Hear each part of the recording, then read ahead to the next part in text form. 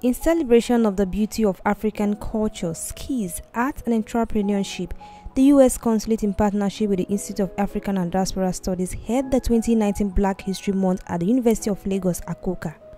Lecturer in the Department of Art, Corne Oyekaba, speaking with Flip Television, said the depreciation and the value of Nigerian culture prompted the celebration of Black History Month.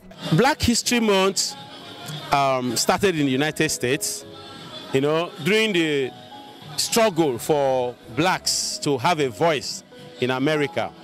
So many things played out. Are you with me? So at a point, the Black Power movement and the rest of them agitated that there should be Black History Month when the whole wrong representation of Africa in history, especially Black American history, is kind of rediscussed and recontextualized. So Black History Month takes care of all those lies that have been told about the black civilization.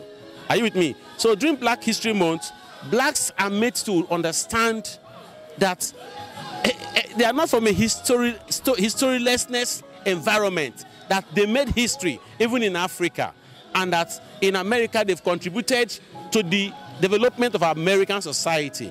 And so when they talk of Black History Month, they're talking of a month that is dedicated to talking about the role of Africans in fashion design, in film industry, in civil engineering, in politics, in every aspect of life. So Black History Month, when we celebrate it here in Africa, we are actually re-echoing the fact that the black man has made so much contribution to the development of humanity. There was a time they said that Africa was the dark continent. So because it is dark, it is all black, there is no history. It is all darkness. But no, we have proven to them that, look, Nok Terracotta, the Nok civilization, the Bogu civilization, the Ife civilization, and all those other ancient civilizations have come to prove that, look, Africa was even much more civilized than Europe. As at the time they were saying that we are not civilized. They had a lot of errors, a lot of tragic mistakes they made, but we traveled smoothly, we traveled step by step, and that is why today, when we celebrate the Black History Month, it is for our children to learn. Of course, you are looking at an African village. This is just a model, a small model of what Africans do. In those days, you just put maybe this akara by the roadside and put how many cowries each of them is sold for. Each person that passed by will put his own cowrie in the basket and take his own akara without stealing. And of course, in the marketplace like this, that is where cultures meet in ancient Africa. You come from Ijebu-Ode, or you come from anywhere, you find yourself in another village to trade. You trade what you have. When you say trade by barter, it takes place at the marketplace. So when we talk about Black History Month, we actually remind our children that every society finds its strength from its culture, and we cannot continue to be a cultureless society. We must draw from our culture, from our tradition, to be able to move forward. So that is why we are celebrating. Basirat Olayinka, who specializes in Adire and Kampala fabrics, shared her story in the world of entrepreneur. I was actually working with Lasena Mineral Water. So after leaving there, I joined another company at Ibadan. But when I'm back to Lagos, I just said that, okay, let me do my thing. So I went to someone to learn. From learning, I started picking some of the material to sew and to sell out. So these are ready to wear that we make in the shop, then we take them out to sell. That's it.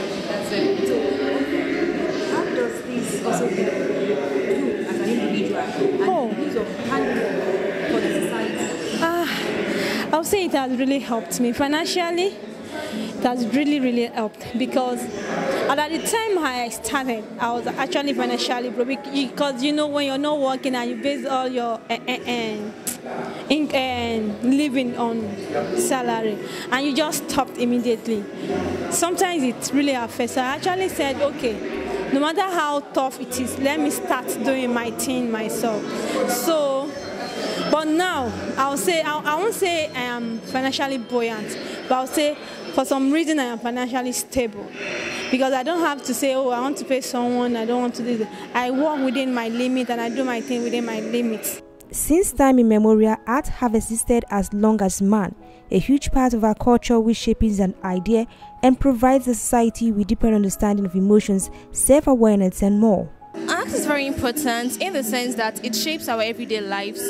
We learn to appreciate beauty, we learn more about our culture, and we learn to bring entertainment out of everything we look at. We appreciate everything around us, and we learn to see beauty in everything we do. So the essence of art is to make life tolerable, manageable, and enjoyable. I think art is important in every area of our lives. From growing up in our environment, seeing colors, beauty of our culture and everything, it helps us to remember what we are and who we are, wherever or whatever situation we find ourselves. And it helps us to know that, it helps us to protect our culture wherever we have to promote and to be patriotic citizens. Nigeria is considered as a home with great opportunities and untapped business potentials, but youths have failed to discover them due to the challenges surrounding entrepreneurship. The biggest question I usually ask people is, why is it that we don't see what Indians see when they come into Nigeria? Why is it that we don't see what Lebanese see? Are you with me? Our children, our people are all looking for work. But these Lebanese, they will come in and they will leave Nigeria billionaires. Nigeria is a very lucrative society. Look, this akara we are frying now, it is drama we are doing. We are just doing drama. We are not doing it for gain. But in reality is that if we choose to do it for gain, in a year, the person will build a house. But people will look down on this and say, me, fry akara. Are you with me?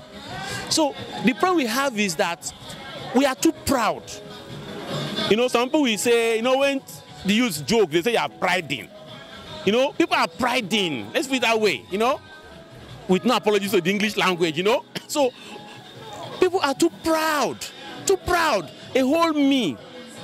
Look, shit business is real serious business. We don't want to get our hands stained. That is the biggest problem with this generation. Are you with me? So until you learn to get your hands stained, if you travel to countries, people are getting their hands stained to become rich. You understand? So we have so many people. You can decide to just go into frying plantain. Keep your certificate. Use your certificate to be the manager of that company. But go into plantain frying and packaging. Let your certificate speak in the way you package it. Let your certificate speak in the way you market it. I get you now. Let it be that your mother used to sell it at the bus stop. But you now, your own is going to US, your own is going to Canada, your own is going to UK. We just don't want to get stained. And that is where the problem is. But in reality, no Nigerian should ever claim to be poor or broke, because we are surrounded by extreme opportunities higher than America. First of all, it's a means of me learning about our Nigerian culture, our Nigerian delicacy and all. And two, it's a means of me being a CEO of my own. I like to do my own things. I don't like working for anybody. Not like you know, making my own money, make my own profits. It's quite encouraging because I'm my own boss, I'm my own servant, I'm my own accountant. So all the money, all the gains goes to my pockets. Yes, there are bad sides, but at the same time, it's challenging, it's tacky, but at the same time it's fun. So once you can do things that give you fun, you should go for it. Youth or no youth. These things, you wash it with soap when you get home. The pepper, you wash it with soap when you get home. Your leg is dirty, you wash it. I mean, if I decide to do this in the morning, I decide to go clubbing in the night or go to church in the evening, oh no. So it's just for that minute that you're looking there, please look there to make your money and get out. My advice is, whatever you want to do, whether you're in school, whether you want to go into entrepreneurship, do it with your heart.